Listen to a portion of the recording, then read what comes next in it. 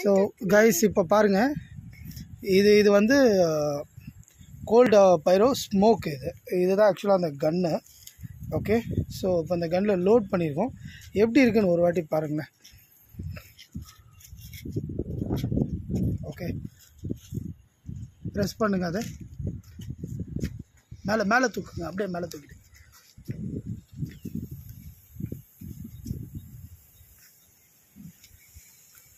இது smoke effect. இது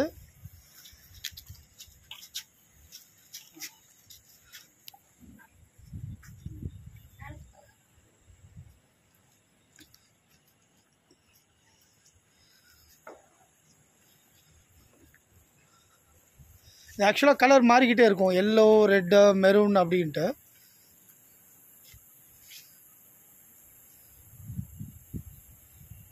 so காற்று நல்லா பலமாக அடிக்கிறதுனால உங்களுக்கு இது மாதிரி தெரியும்.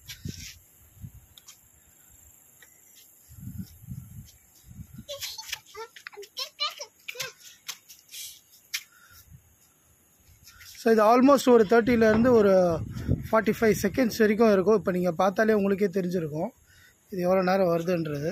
இது பர்த்டே ஈவெண்ட்ஸு, இந்த கார்ப்பரேட் ஈவெண்ட்ஸ் எல்லாத்துக்குமே யூஸ் பண்ணலாம் நீங்கள்.